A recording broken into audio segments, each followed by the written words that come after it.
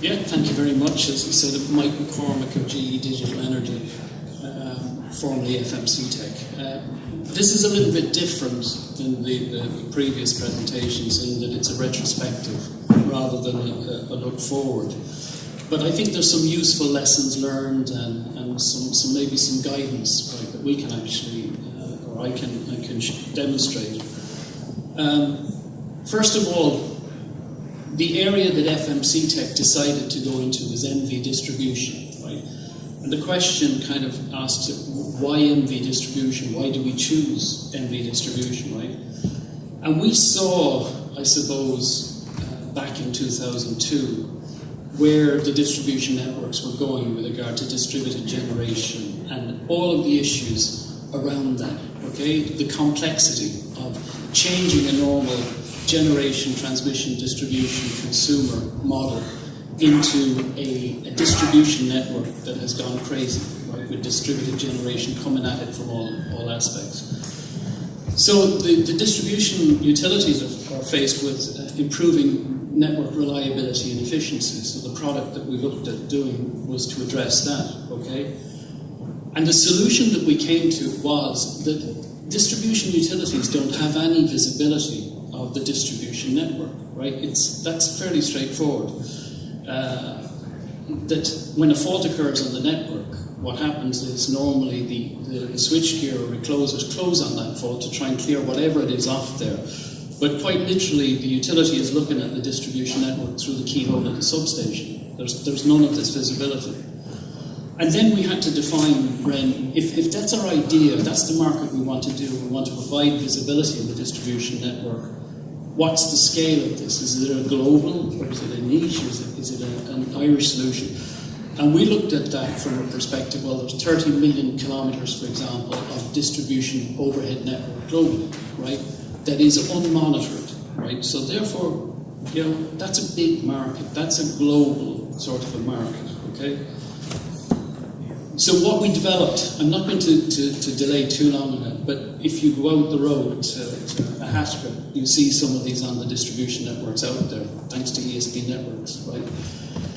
What we developed is we developed line sensors that monitored the parameters of the overhead line, as in current, amplitude, and phase, conductor temperature.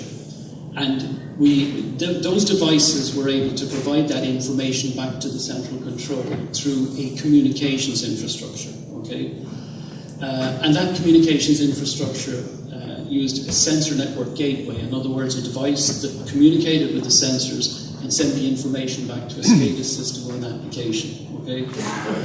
And we looked at two specific applications for that, for fault location and distribution networks to improve the efficiency or the reliability of the network, and also for a dynamic line rating application whereby we could provide the distribution utility with what is the capacity of their circuit. And what that does is it allows distributed generation to come in from small wind farm into the distribution network. And I was really impressed with ESP Networks when they explained there that it was 50% of their renewables are actually coming in at distribution level rather than transmission level. So that kind of underpins our approach in terms of looking at the distribution network. Okay. The other thing we did from the product perspective, which is actually quite important, is we didn't just provide the data, but what we did is we actually provide time synchronized data. Okay. So we provided the data throughout the network, so the system has the ability to take a snapshot of the network within 40 microseconds. And I noticed that Airgrid were explaining about the use of PMUs or synchrophaser techniques in the transmission. This system is effectively a synchrophaser in a distribution network. So issues in the future like islanding and distributed generation can be addressed by this synchrophaser approach.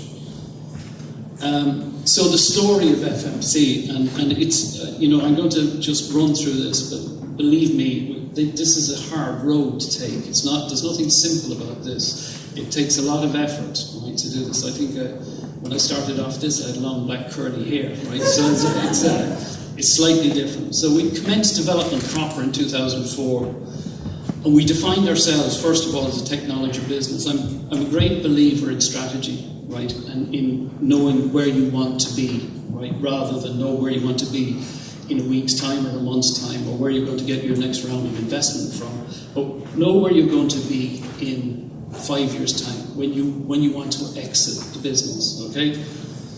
So, and I'm a great believer as well in strategic patenting. What I mean by strategic patenting is taking aspects of your design, for example, that make it low cost, right? Because that's a real defensive mechanism as opposed to trying to defend a technology, because you can do different things with other technologies.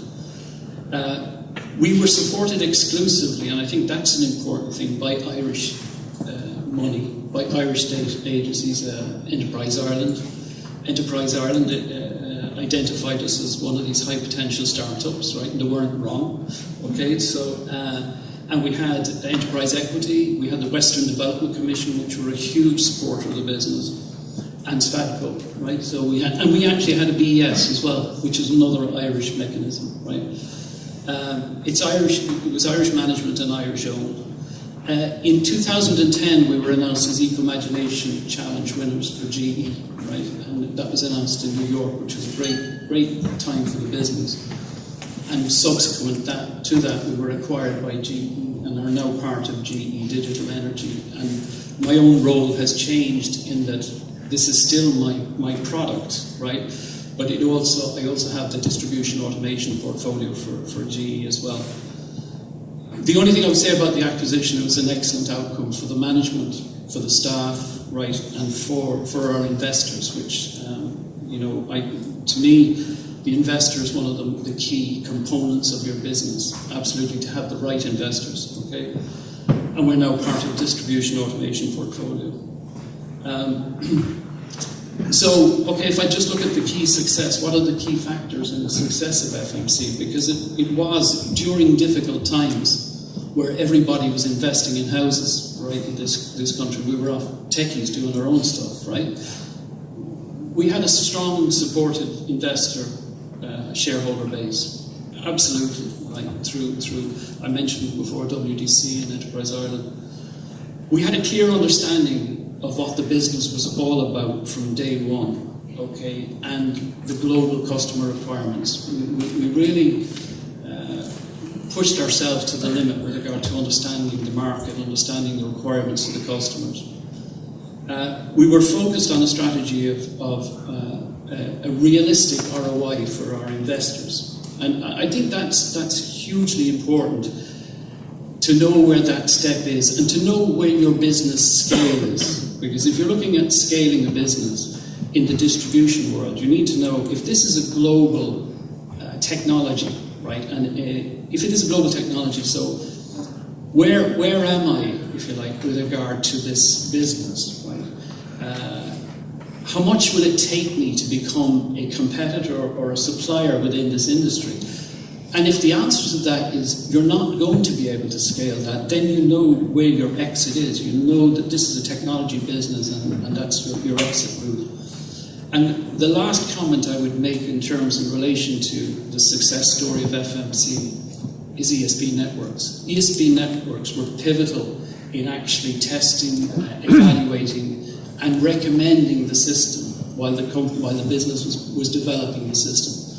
And I think that, in some ways, I think there was one slide there that described ESB as being the third best utility from a technology point of view. I absolutely echo that. With GE Energy now, I travel all over the world meeting with different utilities, DNOs specifically, and ESB networks are absolutely right out there in terms of their adoption of technology and their support for that technology. So I just can't say enough about ESB networks. But that's just a little retrospective of the business, and if there's any questions, we'll be happy to answer them afterwards. Okay?